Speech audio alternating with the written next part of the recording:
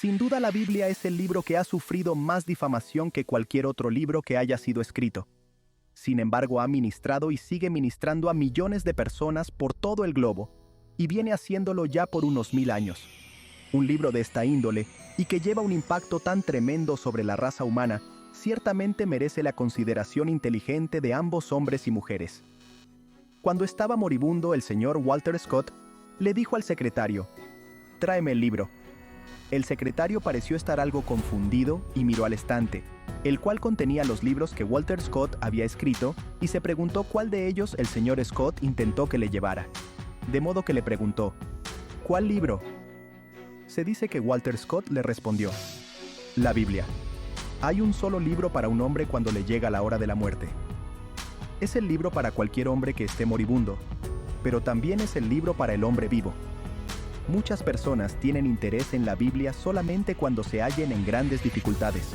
Es maravilloso tener un libro en el estante al cual acudir en un tiempo así, pero también es un libro que sirve para la energía completa de la vida. Es un libro con que podemos hacer frente a la vida hoy en día, y es el libro que enseña la única ruta segura a seguir por este mundo y al próximo. Es el único libro que nos hace capaces de hacer frente a las emergencias y que suaviza los golpes de la vida que nos llegan. La Biblia es diferente de cualquier otro libro. Este es un libro que ha influido a grandes hombres, los cuales en su turno han tenido una influencia sobre el mundo. Permítanme participarles unas declaraciones de unos grandes hombres. Había un príncipe africano que llegó a Inglaterra y se le presentaron a su majestad la reina Victoria.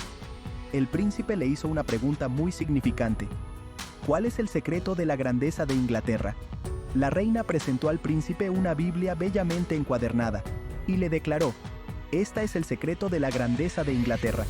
Me pregunto, mis amigos, si la decadencia de Inglaterra a una nación de segunda clase y de una calidad muy inferior pudiera haber sido el resultado de abandonar la palabra de Dios. Gladstone, que era primer ministro y uno de los más grandes pensadores jurídicos que la Gran Bretaña ha producido, dijo: «Hable de las cuestiones del día. No hay sino una sola cuestión, y es el Evangelio que puede y sí lo remediará todo». Me da gusto decir que casi todos los hombres de primer rango en la Gran Bretaña profesan ser cristianos. Ahora, eso fue allá por el siglo XIX. Gladstone continúa diciendo: «Hace 58 años que sirvo de funcionario público. He pasado todos menos 11 años en el gabinete del gobierno británico. Durante aquellos 47 años, me he asociado con 60 de los peritos del siglo, y todos menos 5 eran cristianos. Creo que una parte del problema que tenemos en el mundo hoy en día es que existen muy pocos cristianos que se encuentran de primer rango hoy. Por eso, hay muy pocos que conocen la palabra de Dios». Michael Faraday, uno de los más grandes experimentadores científicos del siglo XIX, declaró: «¿Por qué se extraviarán los hombres cuando tienen este bendito libro de Dios para guiarlos?». El científico del siglo anterior, el señor Isaac Newton, dijo: «Si la Biblia es la verdad, los días llegarán cuando los hombres viajarán en una velocidad de 50 millas por hora». Y Voltaire, el escéptico de aquel entonces, comentó: «El pobre Isaac estaba en su chochera cuando hizo esa profecía. Solo sirve para mostrar el efecto que produce un estudio bibliaico sobre un científico». Puede ser de interés notar lo que unos de los primeros presidentes de los Estados Unidos dijeron acerca de la Biblia. Juan Adams, el segundo presidente, dijo: «La he examinado toda, es decir, todas las escrituras, tanto como mi esfera limitada, mis medios enderezados y mi vida activa me la dejan examinar, y hallo como resultado que la Biblia es el mejor libro en el mundo. Contiene más de mi poca filosofía que todas las bibliotecas que he visto, y las partes de ella que no puedo reconciliar con esa poca filosofía, las aplazo para una investigación futura». Luego, otro presidente, Juan Quincy Adams, dijo: «Hablo como un hombre del mundo a los hombres del mundo y les digo: escudriñad las escrituras. La Biblia es un libro sobre todos los otros para ser leído en todas las edades y en todas las condiciones de la vida humana. No para ser leído una o dos veces y luego ser puesto a un lado, mas es de ser leído en porciones pequeñas de 1 o 2 capítulos cada día». Estos hombres servían de presidentes en los días cuando la América del Norte gozó de ser una gran nación. No nos comprometieron en las guerras extrañas, y les fue posible resolver los problemas de la calle. Alguien dirá que los problemas de aquel entonces no fueron tan complicados como los de hoy en día. Mi amigo, sí fueron complicados para aquel entonces. No solamente en Inglaterra, sino también en los Estados Unidos han abandonado la palabra de Dios, y por lo más lejos que desviamos, lo más complicado llega a ser el problema. Y es por eso que enseño la palabra de Dios en su totalidad. Yo creo que esa es la única resolución, y francamente, mis amigos, más vale volvernos a la palabra de Dios.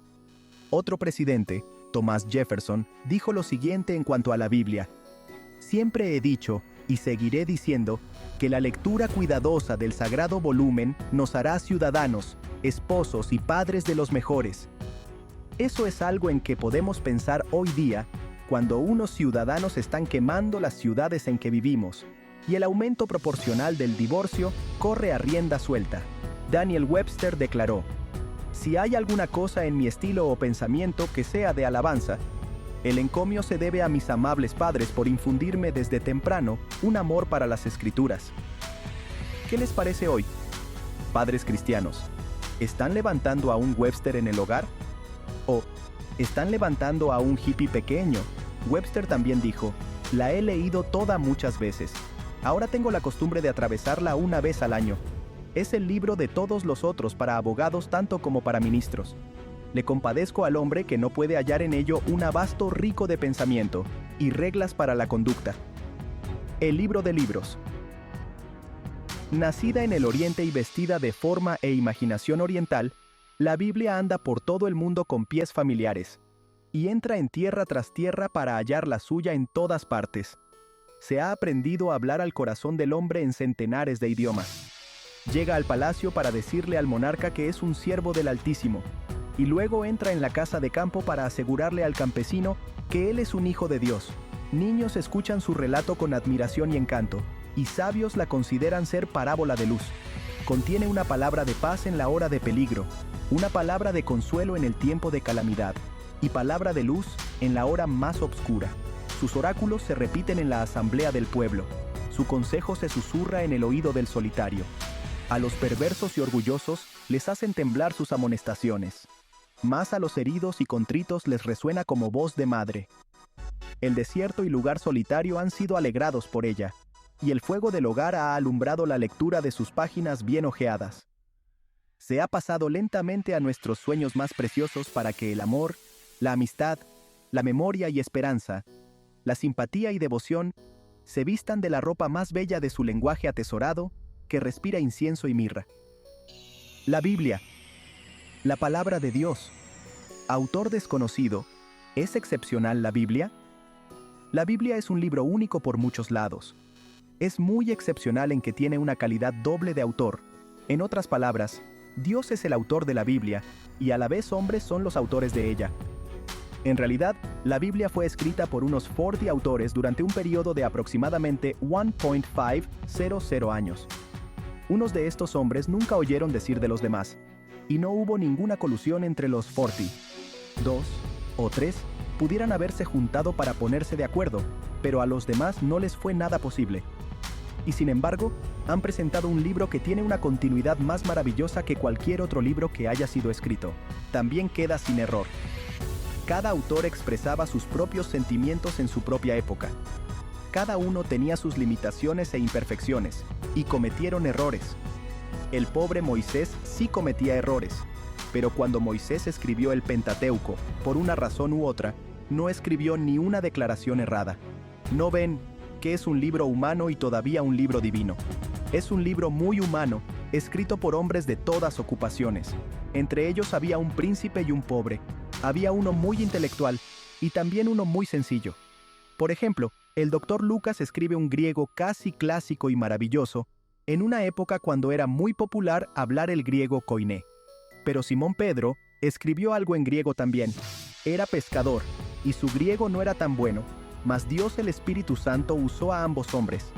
Dejó que expresaran sus pensamientos, sus emociones, y sin embargo por aquel método el Espíritu de Dios dominaba de tal manera que Dios dijo exactamente lo que quería decir, Aquella es la maravilla del libro. La Biblia es un libro divino. En la Biblia, Dios dice unas 2.500 veces, así dijo el Señor, o la palabra del Señor vino sobre mí, o así ha dicho Jehová. Dios lo ha hecho muy claro que habla por medio de este libro. Es un libro que puede comunicarles la vida.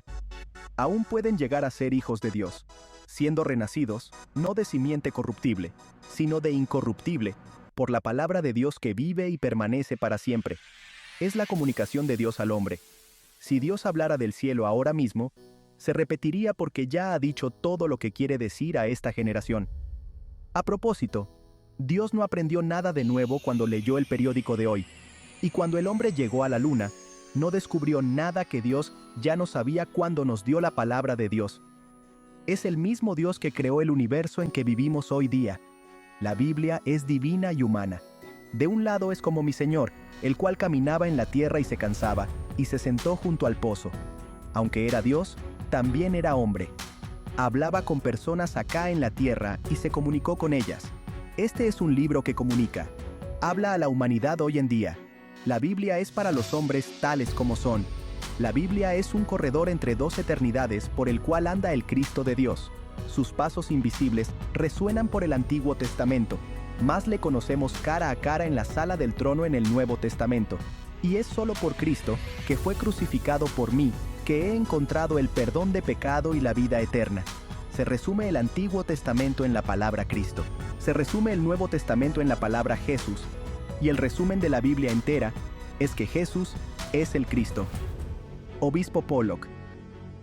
¿Cómo se sabe que la Biblia es de Dios? ¿Cómo se sabe que la Biblia es de Dios? Esta es una buena pregunta, y digna de ser no solo hecha, sino también de ser contestada. 1. La preservación. Una de las pruebas objetivas, una de las pruebas externas, ha sido la preservación maravillosa de la Biblia.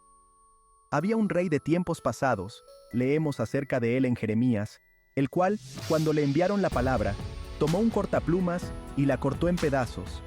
Pero la escribieron de nuevo, y tenemos aquella palabra hoy día. Hoy en día hay mucho antagonismo en cuanto a la Biblia. No la quemamos hoy porque nos consideramos ser demasiado civilizados. De modo que la manera en que la destruyen es por prohibir su lectura en las escuelas y en otros lugares públicos acá en los Estados Unidos, mientras que hablamos de la libertad de cultos y de palabra que tenemos. A pesar de todos los ataques que han lanzado en contra de la Biblia, todavía existe. Y por supuesto, es uno de los libros que más se venden. Por muchos años era el favorito, pero no lo es hoy día. Siento mucho tener que decirlo. Pero es verdad que hoy en día no es el que se vende más. Es cierto que es un comentario sobre nuestra sociedad contemporánea, revelando que la Biblia realmente no ocupa el lugar hoy que una vez ocupaba en la historia y la vida de Norteamérica. Pero la preservación maravillosa de la palabra de Dios es digna de nuestra consideración. 2. La arqueología. Otra manera en que podemos saber que la Biblia es la palabra de Dios es por medio de la arqueología. La pala del arqueólogo ha desenterrado muchas evidencias que verifican que la Biblia es la palabra de Dios. Por ejemplo, hay los que negaron por muchos años la autoridad moisíaca del Pentateuco sobre la base de que el arte de la escritura se desconocía en la época en que vivió Moisés. Y por eso, no pudo haber escrito Moisés el Pentateuco. Ustedes no han escuchado promover a alguien esa teoría recientemente, ¿verdad? Claro que no, porque la pala del arqueólogo ha desenterrado escritura que data desde un tiempo aún más anterior que Moisés. De modo que, su argumento ya no es válido. Luego encontramos que los arqueólogos han desenterrado la ciudad de Jericó y los muros que cayeron. Había un argumento entre la señorita Kellogg y el inglés que primero excavó allí, pero yo creo que ha sido muy bien establecido que los muros sí cayeron. Dejo que ellos mismos se disputen en cuanto al tiempo y toda clase de cosas así. La palabra de Dios ha sido verificada en otras maneras, también a través de los descubrimientos arqueológicos. Muchos de los manuscritos antiguos que han descubierto hacen ver la exactitud de la palabra de Dios. Es muy interesante que cuando hallaron los rollos de Isaías dentro de los rollos del Mar Muerto, el liberal se apresuró a aprovecharlos porque pensaba que había hallado un argumento que desacreditaría la Biblia. Es muy interesante que no desacreditaron la Biblia. sino la comprobaron y parece que el liberal ha perdido bastante interés en aquellos rollos del Mar Muerto. Este es un campo en que no me es posible entrar extensamente por ser tan breve el estudio, pero es un campo al cual ustedes podrían investigar. 1. La profecía cumplida. Si me pidieran hoy darles solamente una razón, una prueba conclusiva de que la Biblia es la palabra de Dios, yo diría que es el cumplimiento de la profecía. La Biblia está llena de profecía cumplida, y yo creo que esta es la prueba de la cual no se puede huir, ni la puede evadir. Una cuarta parte de la Escritura, cuando fue escrita, era profética, es decir, anunciaba cosas que iban a suceder en el futuro. Muchísima de aquella, en efecto, muchísima más que lo que se imaginan los hombres, ya ha sido cumplida. Bien podríamos volver a muchos lugares donde la profecía ha sido cumplida exactamente. Hay ejemplos de muchas profecías de acontecimientos locales que fueron cumplidas aún durante los días del profeta. Por ejemplo, Micaías era el profeta que le dijo al viejo Acab que cuando saliera a la batalla, la perdería y sería matado. Sin embargo, los profetas falsos de Acab le habían dicho que ganaría una victoria y que regresaría de rey victorioso. Por causa de que no le gustó lo que dijo Micaías, Acab mandó que lo echaran en la cárcel y que lo mantuvieran con agua y pan hasta su regreso de la batalla, y luego él cuidaría del profeta. Pero Micaías lanzó la última palabra y dijo: «Si llegas a volver en paz, Jehová no ha hablado por mí». Pues, por lo visto, el Señor había hablado por él porque Acab no volvió. Se mató en la batalla y su ejército fue derrotado. Aún procuró disfrazarse con camuflaje para que no hubiera peligro de perderse la vida. Pero según el relato de Escritura, un soldado del enemigo disparó su arco a la aventura. Es decir, que cuando la batahuanla ya estaba para terminar, le quedó una sola flecha en su aljaba y la metió y la disparó al espacio. Pero ¿saben algo? Aquella flecha fue designada para el viejo Acab. Voló directamente a su blanco. ¿Por qué? Porque Micaías había hecho una profecía exacta del Señor. Noa de Reyes 22. En otra ocasión, el profeta Isaías dijo que el ejército de Asiria no dispararía ni una flecha en la ciudad, Segunda de Reyes 19:32. Bueno, eso es muy interesante. La profecía de Micaías fue cumplida porque un soandado disparó una flecha de casualidad. ¿No creerían ustedes que entre 20.000 soldados hubiera uno irresponsable en el uso de armas de fuego, el cual dispararía un arco a la aventura y dejar que una flecha volara en la ciudad? Bueno, ninguno lo hizo. Isaías había dicho que si el enemigo disparara en la ciudad, entonces podrían estar seguros de que no era profeta de Dios. Y era profeta de Dios como fue probado por este cumplimiento local de la profecía. Pero Isaías también dijo que una virgen pariría a un niño, y lo dijo 700 años antes de que fuera cumplida literalmente. Y, si desean una prueba final, había más de 300 profecías tocantes a la primera venida de Cristo, y todas fueron cumplidas literalmente. Al estar colgado Jesús en la cruz antes de morirse, había una profecía que aún no se había cumplido. El Salmo 69:21 dice: «Y en mi sed me dieron a beber vinagre». Juan 19:28, es cosa asombrosa. Los hombres ni pueden adivinar así. Es algo gracioso observar al meteorologista. Durante la estación de verano en el sur de California, él informa bien acerca del tiempo, mas al cambiar la estación cualquier hombre pudiera adivinar tan bien como él. En la nación de Israel, un profeta tenía que hablar con exactitud. Si sus palabras no fueran exactas, le podrían matar.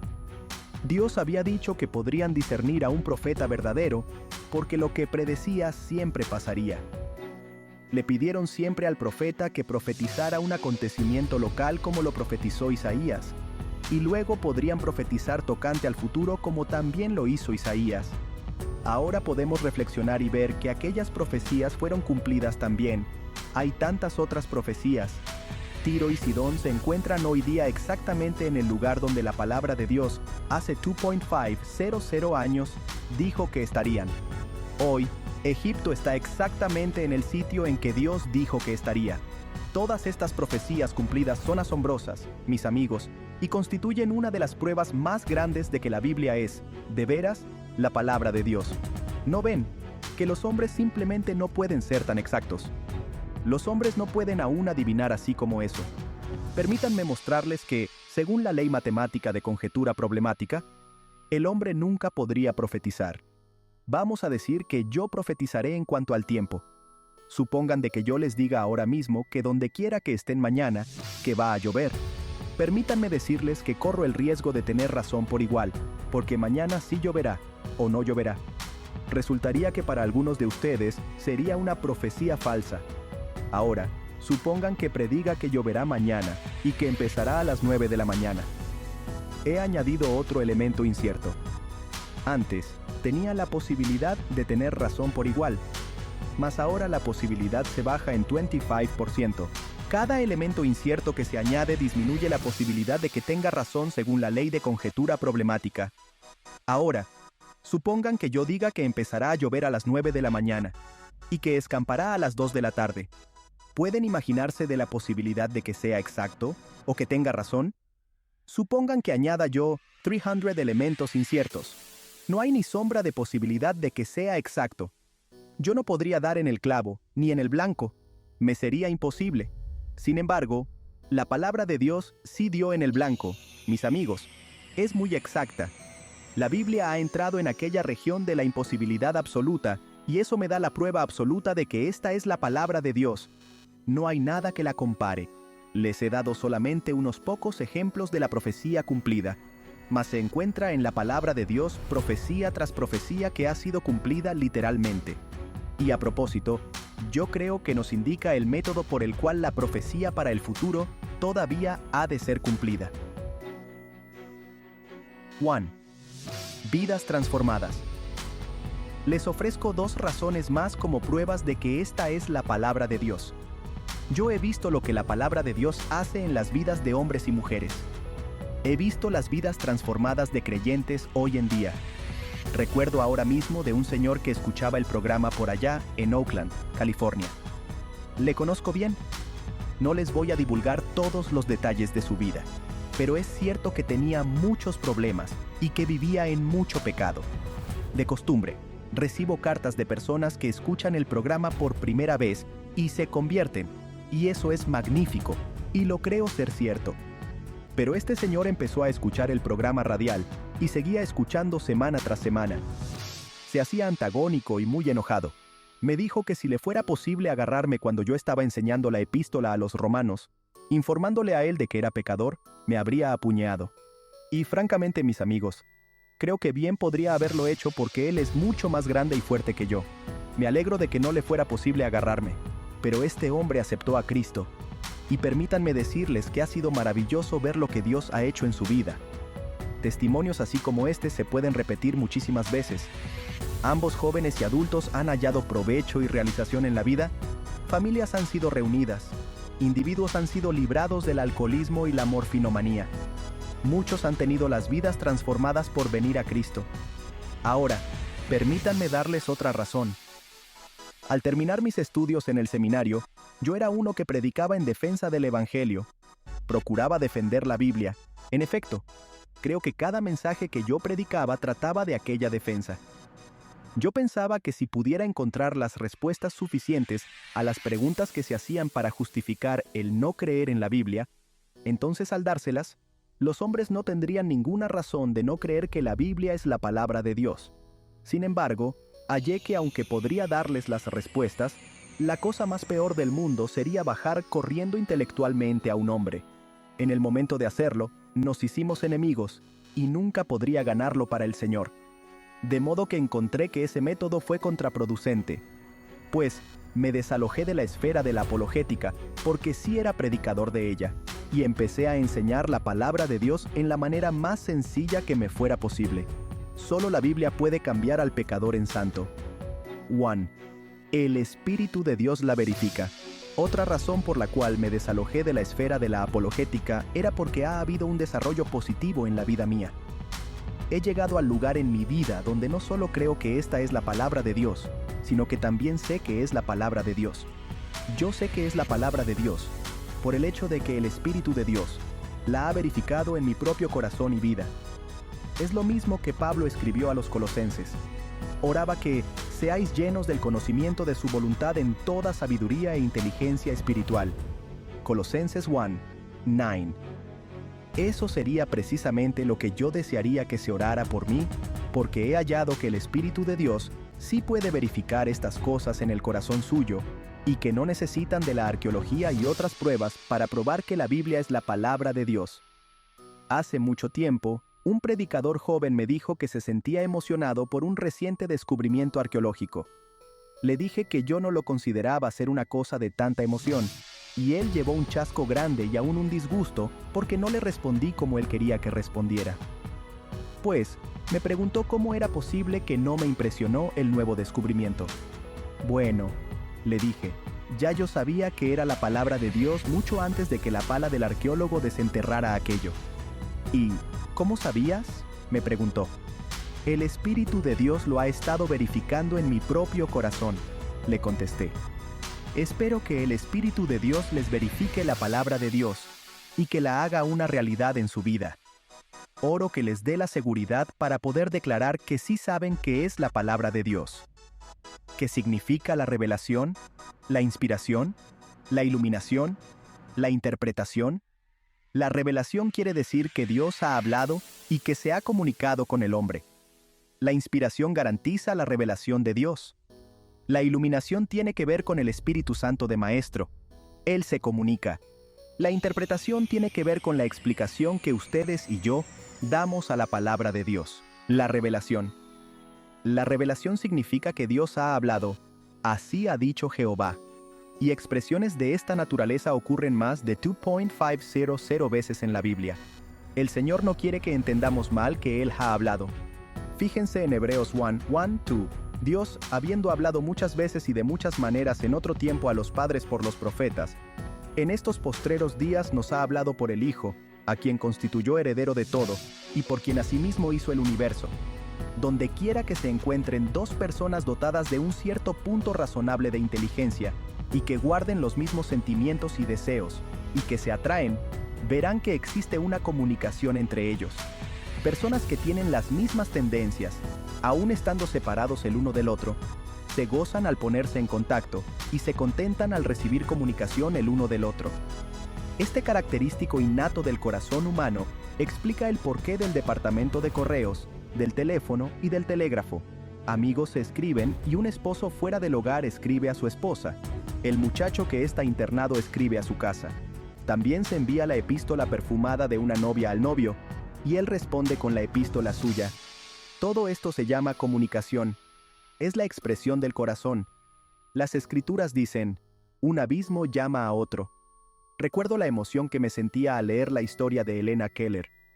Ella fue excluida del mundo por ser ciega y sorda, sin manera alguna de comunicarse.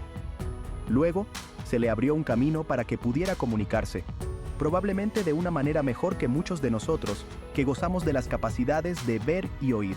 Ahora, sobre la base de todo esto, me gustaría hacerles una pregunta que la creo ser racional y ciertamente inteligente. ¿No es razonable concluir que Dios se ha comunicado con sus criaturas, a las cuales ha capacitado de un cierto punto de inteligencia, y a quienes creó a su imagen? Permítanme decirles que si no tuviéramos una revelación de Dios, yo creo que ahora mismo ustedes y yo podríamos esperar. Y Él estaría hablándonos por el mero hecho, mis amigos, de que podemos esperar que Dios nos hable. Se fijarán en que el escritor a los Hebreos dice que Dios en el Antiguo Testamento habló por los profetas y que ahora ha hablado por Cristo. La revelación a los profetas en el Antiguo Testamento y la de Cristo en el Nuevo Testamento, ambas están en la palabra de Dios, por supuesto, y es la única manera en que jamás supiéramos acerca de la comunicación de la una o de la otra. La Biblia contiene 66 libros, y Dios nos ha hablado por medio de ellos. La Biblia contiene el pensamiento de Dios, el estado del hombre, el camino de la salvación, la condenación de los pecadores y la felicidad de los creyentes. Sus doctrinas son santas, sus preceptos son justos, sus relatos son verdaderos, y sus decisiones son inmutables. Léala para ser sabio, créala para ser salvo, y practíquela para ser santo. Contiene luz para dirigir, alimento para sustentar y consuelo para alegrar. Es el mapa del viajero, el cayado del peregrino, la brújula del piloto, la espada del soldado y la cartilla del cristiano. En ella el paraíso se restaura, el cielo se abre y las puertas del infierno se ponen al descubierto. Cristo es su gran tema, nuestro bien su designio, y la gloria de Dios su fin. Léala lenta, frecuentemente y en oración. Es una mina de riqueza, un paraíso de gloria y un río de placer. Involucra la más grande responsabilidad, recompensa la obra más grande y condena a los que toman en poco su santo contenido. Autor desconocido, la inspiración. Ahora entramos al segundo gran tema, el cual es la inspiración. Creo personalmente en lo que se llama la inspiración verbal y plenaria de las Escrituras. Eso quiere decir que la Biblia es una declaración autorizada, y que cada palabra es la palabra de Dios para nosotros en este día en que vivimos. La inspiración garantiza la revelación de Dios. Y eso es precisamente lo que dice este libro. Dos hombres, Pablo escribiendo su última epístola a Timoteo, y Pedro escribiendo su última, ambos tenían algo muy definido a decir en cuanto a la Biblia. Toda la Escritura es inspirada por Dios, y útil para enseñar, para redarguir, para corregir, para instruir en justicia, a fin de que el hombre sea perfecto, enteramente preparado para toda buena obra. 2 a Timoteo 3:16, 17. Fíjense en que toda la Escritura es dada por inspiración. La palabra inspiración significa expirada por Dios. Dios hablaba por estos hombres, como aquí habló por Pablo, exactamente lo que él quiso decir. No hay más que añadir. Pedro lo expresa en esta manera: porque nunca la profecía fue traída por voluntad humana, sino que los santos hombres de Dios hablaron siendo inspirados por el Espíritu Santo. Segundo de Pedro 1:21. Es muy importante ver que estos hombres fueron conmovidos, como si fueran llevados por el Santo Espíritu de Dios. Era el obispo Westcott que dijo: los pensamientos están unidos a las palabras tan forzosamente como el alma está unido al cuerpo. Y el Dr. Kuyper dijo: puede existir la música sin notas o la matemática sin números tan fácilmente como pueden existir los pensamientos sin palabras. No son los pensamientos que son inspirados, son las palabras que son inspiradas. Hay un cuentecito acerca de una muchacha que había tomado clases de voz con un profesor famoso. En el día del recital, el profesor llegó para escuchar cantar a la muchacha. Al terminarlo, la muchacha estaba muy ansiosa de saber lo que decía el profesor. Como no había llegado a felicitarla, ella preguntó a una amiga de lo que el profesor había dicho. La amiga le contestó: el profesor dijo que cuando tú cantabas, le sonaba algo celestial. La muchacha no pudo creer que el profesor hubiera dicho eso y le preguntó de nuevo a la amiga: ¿es verdad que dijo que le sonaba así celestial? La amiga respondió que sí fue la verdad. La muchacha persistía: quiero saber exactamente lo que dijo el profesor. ¿Qué es lo que dijo en realidad? La amiga le contestó: bueno, si quieres en verdad saber las palabras exactas, él dijo que era un sonido ultraterrestre. Permítanme decirles, mis amigos, que un sonido ultraterrestre no quiere decir que suena celestial. Las palabras exactas sí son importantes. Créanme, que son las palabras de la Escritura que son inspiradas, y no los pensamientos. Por ejemplo, Satanás no fue inspirado a decir una mentira, pero la Biblia indica que mintió. Son las palabras que son inspiradas. Y el Señor Jesús dijo: escrito está, citando la palabra de Dios del Antiguo Testamento. Aquellos hombres que escribían el Antiguo Testamento estaban proclamando lo que Dios tenía que decir. En Éxodo 20, Juan Moisés escribió: y habló Dios todas estas palabras diciendo: fue Dios que habló. Moisés escribió lo que dijo Dios. Por los años han sido hallados muchos manuscritos excelentes de la Escritura. Hablando en cuanto a los manuscritos en Bretaña, el señor Jorge Kenyon, difunto director y bibliotecario principal del Museo Británico, hizo esta declaración: gracias a estos manuscritos, el lector ordinario de la Biblia puede sentirse cómodo en cuanto a la pureza del texto. Aparte de pocas alteraciones verbales de no importancia, las cuales se consideran ser naturales en libros transcritos a mano, estamos asegurados de que el Nuevo Testamento ha venido intacto. Se pueden asegurar hoy de que tenemos los que llegan tan próximos a los autógrafos como cualesquier puedan llegar. Los autógrafos son inspirados y creo en la inspiración verbal y plenaria. Irenaeus, uno de los primeros padres de la Iglesia, dijo: las Escrituras, por cierto, son perfectas por cuanto están habladas por la palabra de Dios y por su Espíritu. Agustín declaró: sometámonos, pues, y doblémonos a la autoridad de la Santa Escritura, que no yerra ni engaña. Y Spurgeon dijo, nunca puedo dudar la doctrina de la inspiración verbal y plenaria, en vista de que veo constantemente en la práctica actual cómo las mismas palabras que a Dios le agradó usar han sido bendecidas al alma del hombre. Dios habla en este libro a nuestros corazones y vidas. La iluminación. La iluminación quiere decir que desde que usted y yo tenemos un libro divino y humano, escrito por hombres que expresaban sus pensamientos, solo el Espíritu Santo puede enseñárnoslo. Mientras que hacían esto, estaban escribiendo realmente la palabra de Dios. Aunque podemos adquirir los hechos de la Biblia por nuestra propia cuenta, el Espíritu de Dios tendrá que abrir nuestro entendimiento y corazón si es que pensamos entender la verdad espiritual que se encuentra en ella. Pablo, escribiendo a los Corintios, dijo, «Mas hablamos sabiduría de Dios en misterio, la sabiduría oculta, la cual Dios predestinó antes de los siglos para nuestra gloria, la que ninguno de los príncipes de este siglo conoció, porque si la hubieran conocido, nunca habrían crucificado al Señor de gloria. Antes bien, como está escrito, cosas que ojo no vio, ni oído oyó, ni han subido en corazón de hombre, son las que Dios ha preparado para los que le aman». Y a Corintios 2, 7, 9. Ahora, usted y yo hoy adquirimos casi todo lo que sabemos por la vía visual, o por la sónica, o por la de razonar. Actualmente, Pablo dice aquí que hay ciertas cosas que el ojo no vio ni oído oyó. Hay ciertas cosas que ni logran entrar en la mente. Pues, ¿cómo es que las van a adquirir? Pero Dios nos las reveló a nosotros por el Espíritu, porque el Espíritu todo lo escudriña, aún lo profundo de Dios. Y a Corintios 2:10. Muchos llevan este versículo a un funeral, y yo lo oí citar en un funeral hace años. El pastor quiere decir que el buen hermano fulano de tal era gran hombre, pero que en verdad no sabía mucho estando acá en la tierra. Pero ahora que está en el cielo, y reflexiona con madurez, sabe cosas que nunca antes podía saber. Aunque eso es la verdad, recibiremos una educación única en el cielo. El versículo no está hablando de esto. Mucho antes de que nos llegue la muerte, hay muchas cosas que no nos es posible entender por las vías ordinarias estando acá en la tierra. El Espíritu Santo ha de ser nuestro maestro. Ustedes recuerdan que en Mateo 16, cuando nuestro Señor preguntó a los discípulos acerca de lo que se decía de Él, que le respondieron que se decía lo todo, y todavía se está diciendo lo todo acerca de Él. Bien pueden conseguir hoy tantas respuestas como el número de personas a quienes preguntan. Hay muchos puntos de vista acerca de Él. Mas luego les preguntó, ¿y vosotros, quién decís que soy yo? Respondiendo Simón Pedro dijo, Tú eres el Cristo, el Hijo del Dios viviente. Entonces le respondió Jesús, Bienaventurado eres, Simón, hijo de Jonás, porque no te lo reveló carne ni sangre, sino mi Padre que está en los cielos.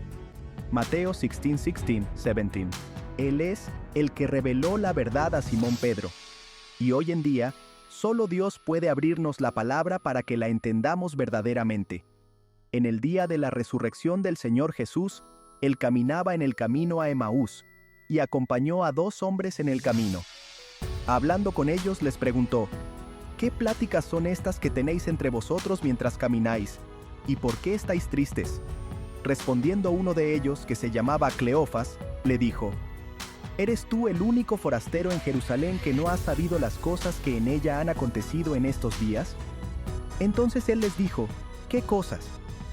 Y ellos le dijeron, de Jesús Nazareno, que fue varón profeta, poderoso en obra y en palabra delante de Dios y de todo el pueblo, y cómo le entregaron los principales sacerdotes y nuestros gobernantes a sentencia de muerte, y le crucificaron. Lucas 24, 17, 20. Ustedes recordarán que Jesús había predicho aquello. Lo interesante es que hace años los profetas lo decían. Entonces estos hombres expresaban una esperanza débil, la cual una vez tenían mas ahora no existe.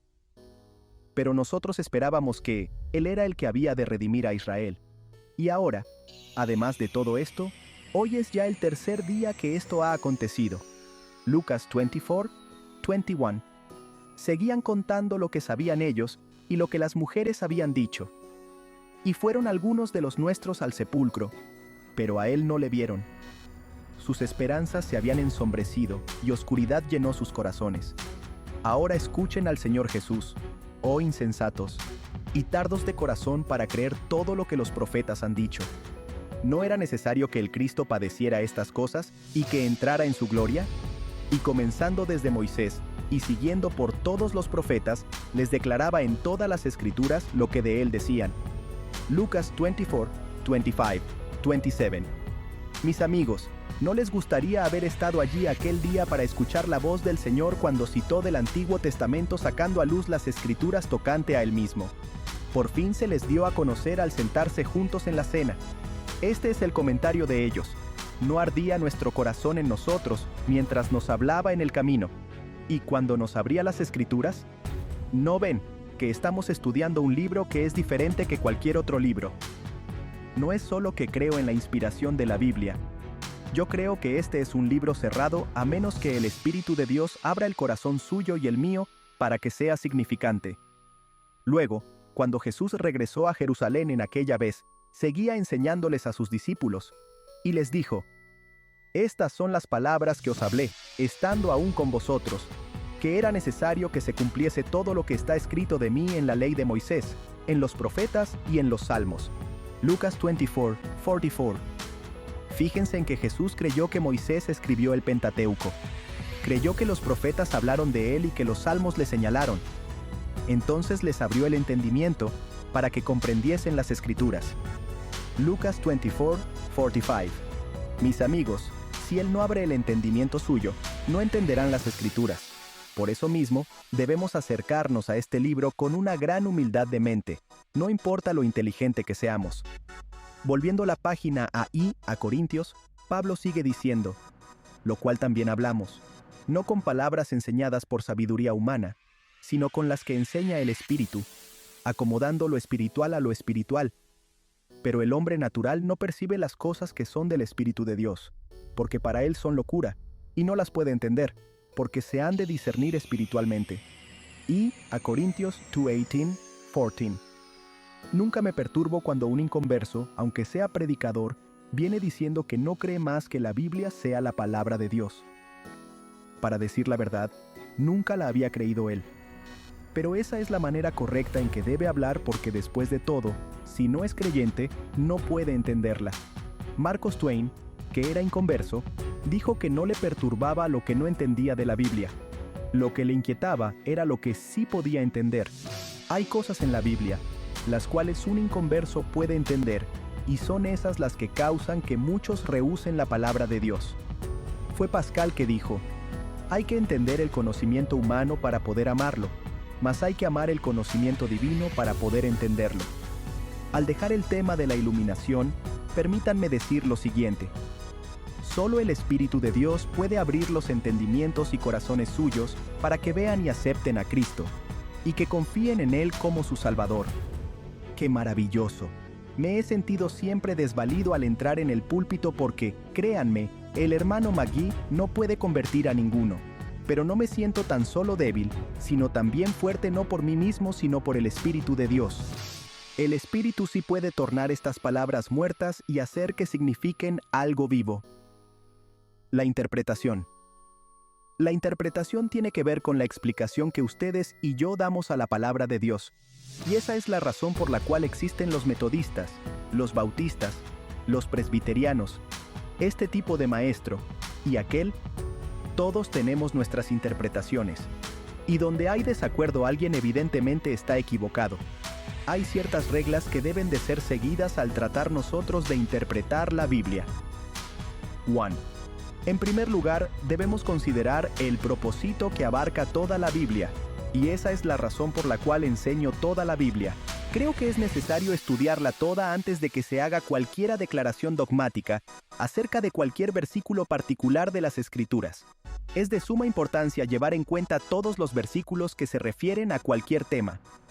2. También debemos considerar a quién se dirige la Escritura. Por ejemplo, hace años Dios le dijo a Josué, levántate y pasa este Jordán. Josué 1, 2. Cuando yo visitaba aquel país, pasé el río Jordán, pero no lo pasé para cumplir aquella escritura, ni decía, por fin obedecí al Señor por pasar el Jordán. Claro que no, porque cuando leo aquel versículo yo entiendo que el Señor está hablando a Josué, pero sí creo que hay una lección tremenda para mí en esa porción. Toda escritura no me está dirigida, pero toda escritura sí me sirve de provecho, y es bueno recordar esto. 3. Luego debemos siempre considerar el contexto inmediato, el cual cae antes y después de una escritura. ¿De qué habla el pasaje? ¿Cuáles otros pasajes de la escritura tratan del mismo hecho? 4. Debe haber un esfuerzo hecho para determinar lo que dice el texto original. Si no lee el hebreo ni el griego, al leer la versión Reina Valera de la Biblia, sí llega próximo al original. Es la Biblia en español que más se usa hoy. Han salido varias versiones en inglés, las cuales causan algo de confusión. Hay las que son muy buenas, pero la mayoría quedan nubladas del punto de vista del hombre que nos las ha dado. Muchas no son traducciones, sino una forma de interpretación. Alguien me ha preguntado que si, a mi parecer, la versión Cartas Vivientes es una buena traducción, o no. Les digo que es una interpretación maravillosa, pero no es una traducción. En unos de nuestros libros de estudio, trato de dar una traducción de una palabra o frase. Tratamos de llegar tan próximo al original que sea posible. Lo creo ser imperativo. 5. Interprete la Biblia literalmente. El difunto Dr. David Cooper lo ha declarado bien. Cuando el sentido obvio de escritura queda en un sentido común, no busque otro sentido. Por eso, tome cada palabra en su sentido primario, ordinario, usual y literal, a menos que los hechos del contexto inmediato, estudiados en la luz de los pasajes relacionados y de verdades axiomáticas y fundamentales, indiquen claramente lo contrario. Si quieres seguir estudiando la Biblia con nosotros, suscríbete. Estamos muy felices de servir a Jesús y ganar almas para el reino de nuestro Padre. Estaríamos muy felices si por causa de nuestro canal, gracias al amor de nuestro Padre, logramos que usted se vuelva a Jesús. Gracias por escuchar, apoyarnos con un me gusta, un comentario y tu suscripción.